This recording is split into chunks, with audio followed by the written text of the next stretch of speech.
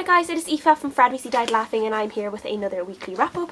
This is my last weekly wrap up for August, or like my second last, and I can't believe August is almost over. Like, where did this year go? It's gone by so fast.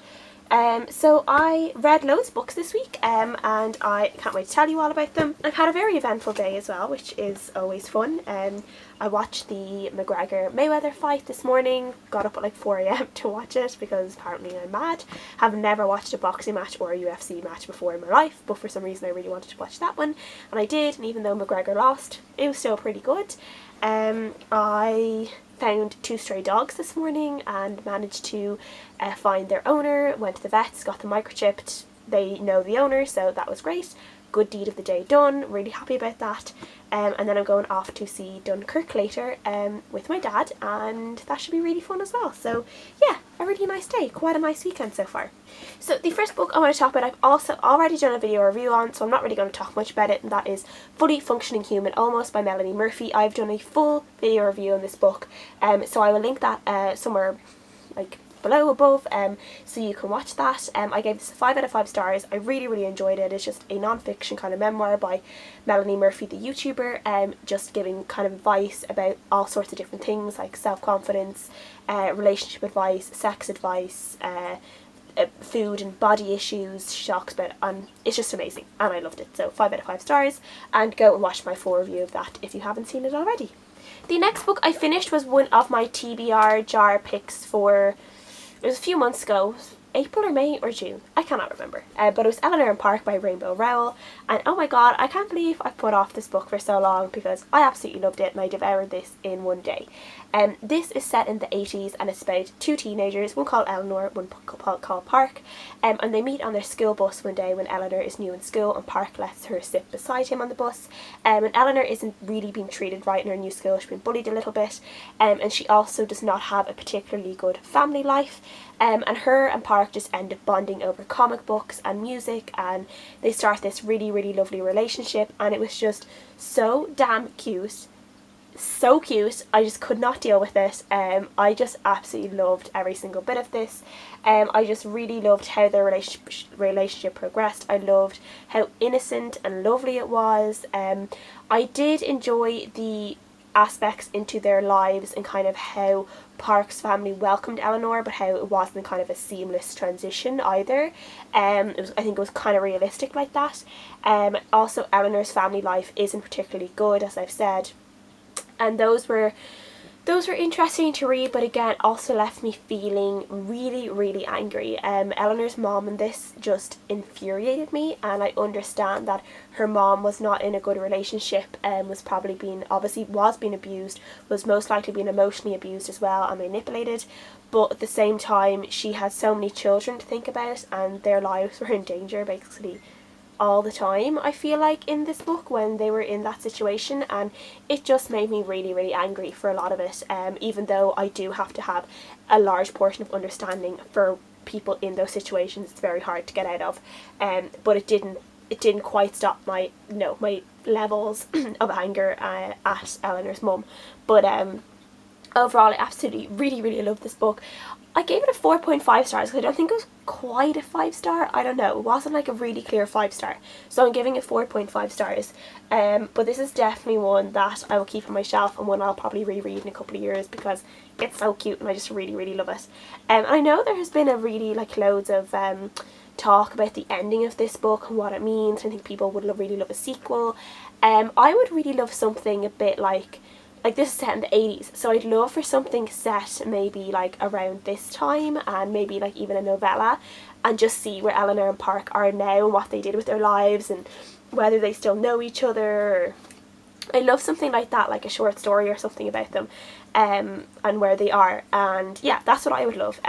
So let me know if you've read this and what you think of it and what you think of the ending, or like if you would like something like that, like a little kind of short story to say where they are today, because I would really like that. The next book I read or finished was an audiobook, and it was Wildflower Girl by Marita Conlon-McKenna. I read Under the Hawthorn Tree by Marita Conlon-McKenna a couple of months ago. I also listened to it on audiobook, and this is the sequel, so this is the second book in the Under the Hawthorn trilogy, so it's about the same children, but this one is set 7 years after Under the Hawthorn Tree, which was set during the Great Famine of Ireland.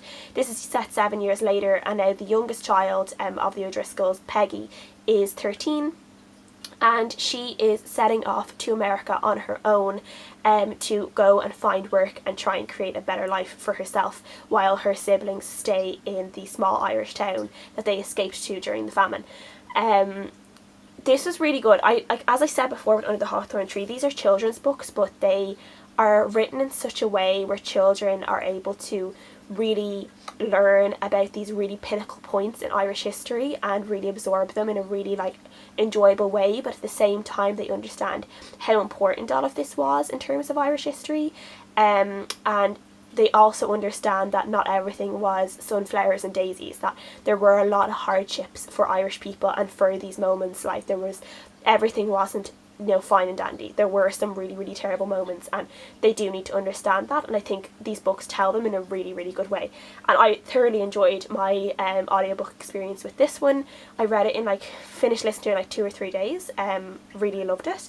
And yeah, I felt there was a moment in it I felt actually really emotional when Peggy was crossing over in the sea, and they were treated so badly as third class passengers, basically locked at the bottom of the ship. There was a big storm, the room was flooding, people were dying, the sailors locked the hatch so they wouldn't be able to get to safety. And I'm sure that probably did actually happen. I don't know for certain whether it would have happened on ships in the 1800s, it's about 1850s, or the late 1840s, and but I would presume that it has some kind of historical background where this kind of stuff probably did happen. And just the thought of that, and the thought of Peggy as a 13-year-old girl travelling to America on her own, and the fact that so many Irish Irish families did this, and just to know it's such a huge part of Irish history, the amount of young Irish people that went to America and other places and left Ireland basically full of old people and really, really young people, children. And it's still kind of happening today, where a lot of Irish people, a lot of people my age and younger than me, are all going to America, Australia, Canada, because they can't find work here. So it's still kind of one of these issues where all our young people are emigrating.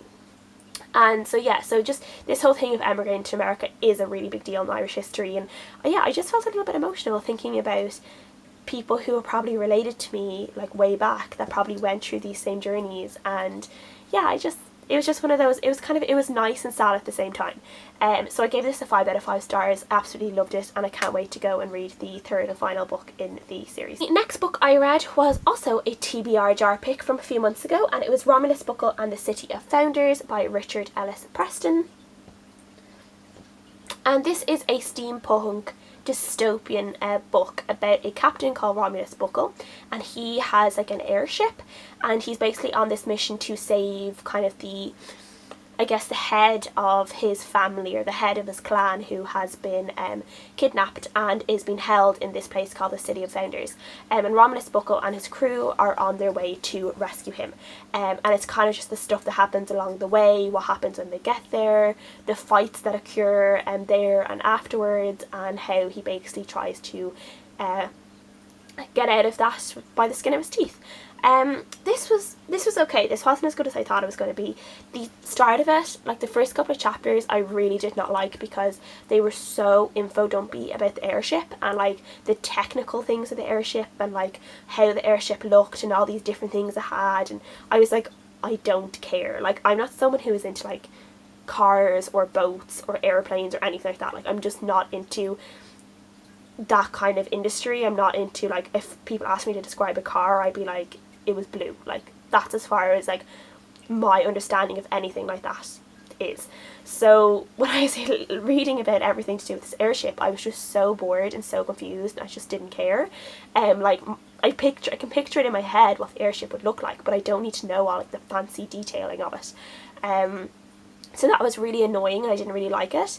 The middle of this book was really good. I think the middle of this book was like a 4 out of 5 stars, where the start of it and near the end of it was like a 2.53 stars for me.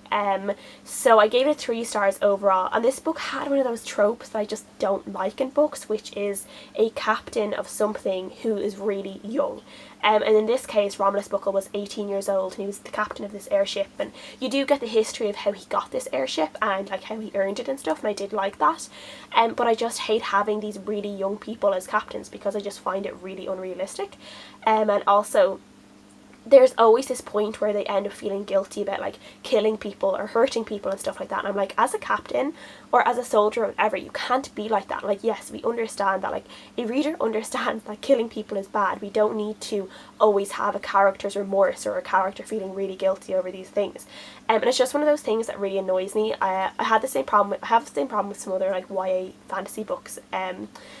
But yeah, it's just one of those things that really annoy me. I'm not saying I want like a really bloodthirsty character, but one that just understands his duties and understands that killing people is part of what he has to do as a commander or a captain or a general or something like that, like, and doesn't like get sick over it or really, you know, loses sleep over, kind of. I don't know, I probably sound really callous, but I hope people know what I mean. It's just one of those things I really don't like, and I think it kind of comes hand in hand with having these leaders who are really young. So I gave this 3 out of 5 3 out of 5 stars, as I said, and I do think I will eventually read the other books.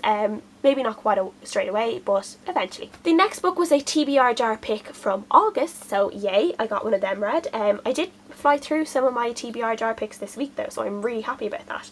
And it was The Frog Prince by Sophie Ranald, and this one was a really pleasant surprise. I really enjoyed this. This one is about a girl called Stella who has just moved in with her long distance boyfriend Julian, and they are living in London, and they are all loved up and happy, and Stella ends up starting to help out Julian's best friend Will, who is like a really rich guy. He kind of like developed this really good like tech company, I guess, startup that went really well, and he's like raking in the money now, but he's really bad luck with girls, and she ends deciding to help him try and find a good girlfriend. And as she's doing this, and as Will is going off on some like disastrous and hilarious dating adventures, Stella is also dealing with her relationship with Julian, which isn't quite as perfect as she thought it would be, and there's some things that are starting to crop up that are a little bit worrying, and she is also trying to find work as an artist, and I really enjoyed this, like, I feel like, you know, it's obvious where it's going to go at the end, and I don't always mind that, knowing how it will end, because it's like the journey getting there, that's the point.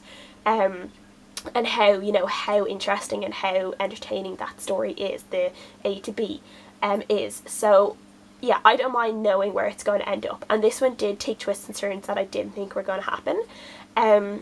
There were definitely some bits in this that made me laugh out loud a lot, and I was just glued to it. Like, I read it, most of it in one day, because I couldn't put it down. I just really wanted to finish it and find out what happened.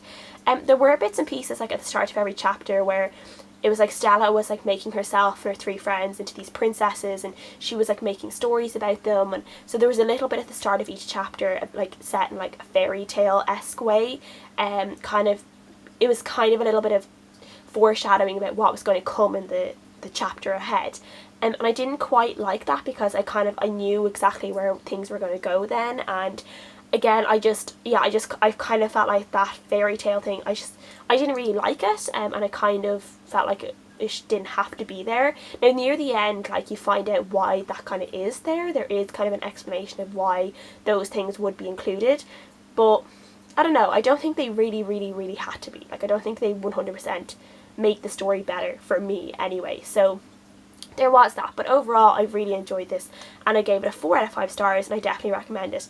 One thing though is, I hate the cover of this book. I really hate the cover of this book, because for some reason on Goodreads and on Amazon, it's the cover I'm showing you, which doesn't even have the name of the book. It just says what does it say? It says Who Wants to Marry a Millionaire on it, and has like a picture of two of a couple, and that's not the name of the book. And I just feel like it makes the book sound really tacky, and the book isn't tacky. The book is actually really well written. Yeah, so that just annoys me. So yeah, that's just like one of those things. So 4 to 5 stars, did really enjoy it, I do recommend it. And the last book I finished, which I literally finished just before I started this video, was The Passage by Justin Cronin. I have been buddy reading this for the last 2 weeks with Sam over at Sam's Nonsense, and that was really, really fun to do because this is like a 960 page book. So it's one of those really juicy ones that was really great to be able to buddy read with someone.